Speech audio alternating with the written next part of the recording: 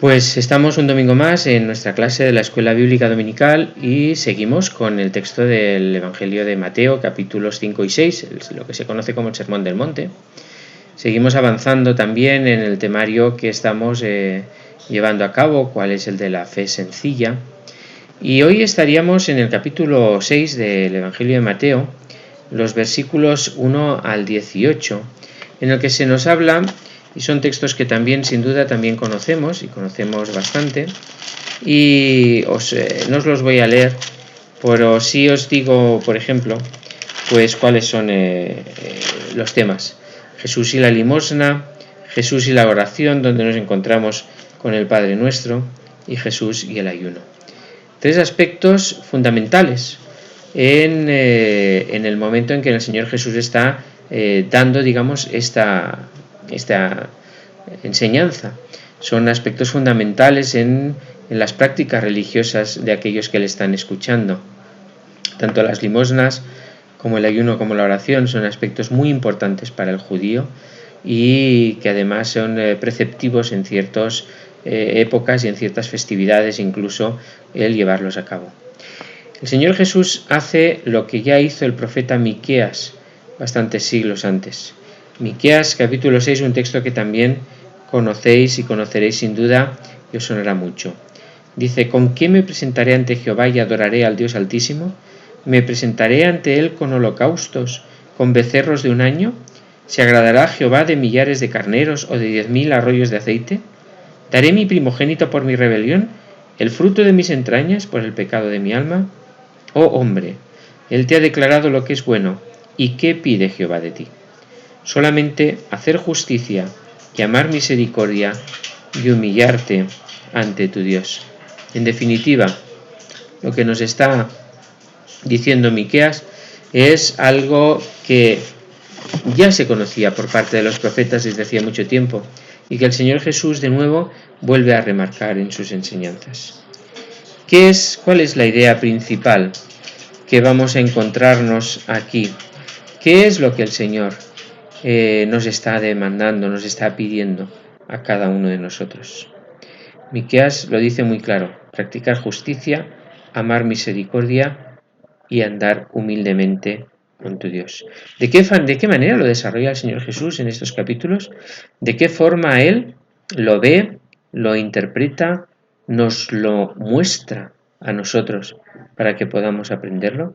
Fijaros que utiliza estos tres aspectos fundamentales en el mundo religioso, en el mundo judío de ese primer siglo. Quizá para nosotros habría que cambiar algunos temas, pero la enseñanza nos sirve igual. Dar limosna. No estamos tan acostumbrados. Quizá en nosotros tendrían que ser otras enseñanzas. Pero en aquel tiempo la limosna era casi como un aspecto social. Había que cuidar de los desfavorecidos. Había que cuidar de aquellos a los que por una causa u otra no habían tenido la dicha de haber podido gozar de salud, de poder disponer de una familia que les acogiera y que se encontraban de una manera, en cierto modo, desamparados. En la Biblia se hace siempre mucha referencia por la situación social, sobre las viudas, sobre los huérfanos, pero también había ciertos enfermos en los que lo de la limosna era muy normal. Acordaros de todas las referencias que hay en los evangelios acerca de aquellos que se acercaban al Señor Jesús para buscar sanidad. Gente que vivía única y exclusivamente de las limosnas, los leprosos, los cojos, los ciegos, todos aquellos que tenían una minusvalía que les impedía trabajar, que por su condición no podían estar, digamos, inmersos o integrados en la sociedad, y a los que había que mantener y que sostener y que sustentar con las limosnas.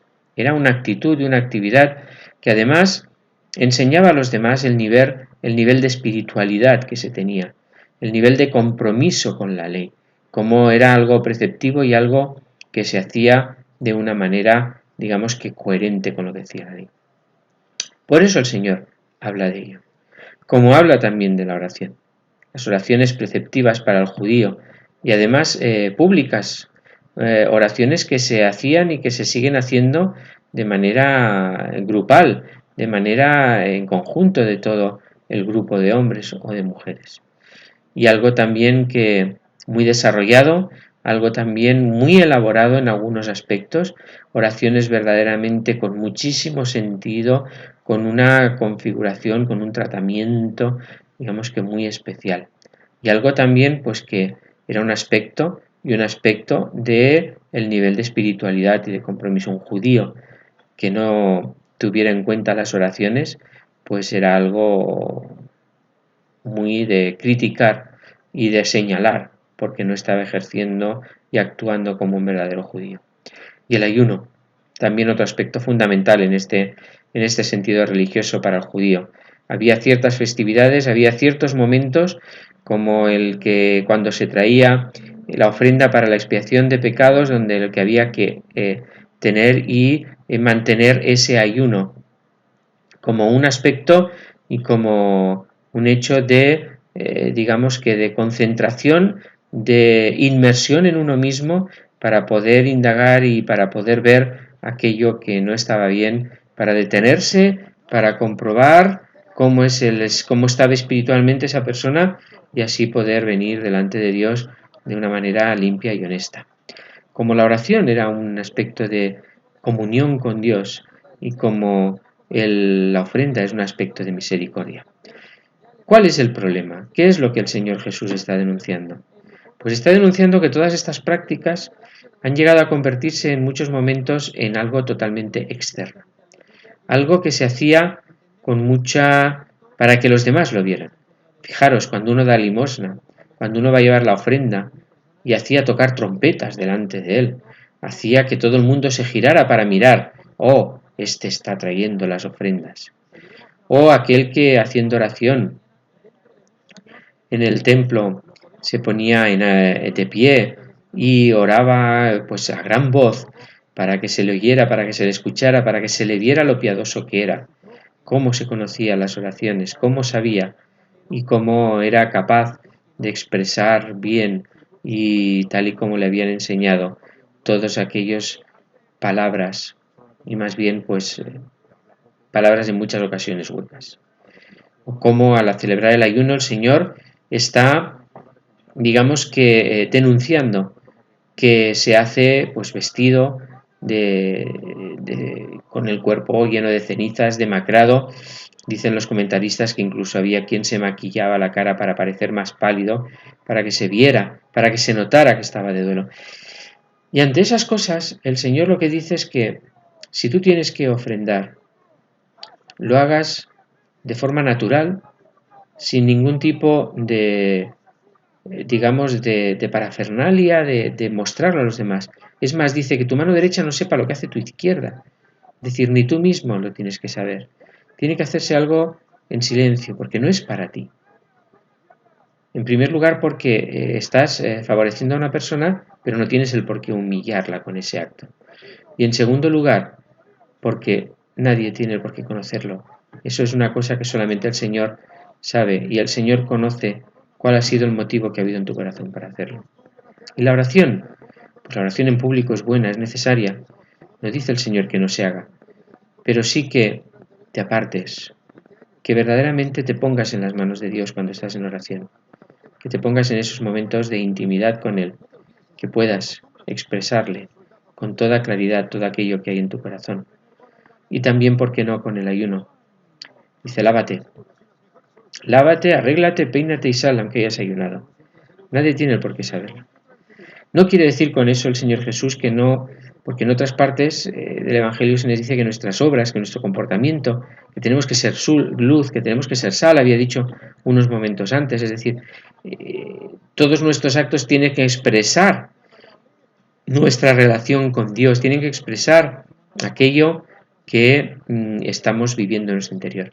Pero aquí lo que el Señor quiere remarcar muy especialmente en estos pasajes es que lo más importante de esto no es lo que demás vean, no es lo que los demás piensen de nosotros, no es lo que mostremos a los demás para que parezcamos, para que seamos, es decir, no que ejerzamos con hipocresía nuestra relación con Dios, sino lo que tenemos que cultivar es esa relación íntima. Y entonces, y de una manera totalmente espontánea, de una manera totalmente natural, Eso saldrá y eso se verá. No hay que forzarlo. Tenemos que recapacitar en muchas ocasiones acerca de nuestra vida. Quizá nosotros no ayunemos, quizá nosotros no practiquemos la limosna como se practicaba en aquellos tiempos, pero la actitud y el énfasis es el mismo. Aquello que hagamos no lo tenemos que hacer para que los demás lo vean. Y en ocasiones caemos en eso. Caemos en hacer las cosas para que los demás nos vean. Fíjate tú qué espiritual, fíjate tú qué persona más entregada al Evangelio, fíjate tú qué persona más trabajadora, mira cómo se ha comprometido con los trabajos de la Iglesia. Eso no es el objetivo principal. Ese no ha de ser lo que nos motive a ello. Eso es erróneo y eso no está bien. ¿Qué es lo correcto? Que si eso ocurra porque sale de forma natural, porque nuestra relación con Dios verdaderamente es buena. Y desde ese momento entonces es cuando verdaderamente se cumplirá esas otras palabras que veíamos en semanas pasadas, de ser sal y de ser luz. Hasta el domingo que viene. Espero que podamos continuar con esta serie y podamos seguir viendo estos capítulos del Evangelio de Mateo.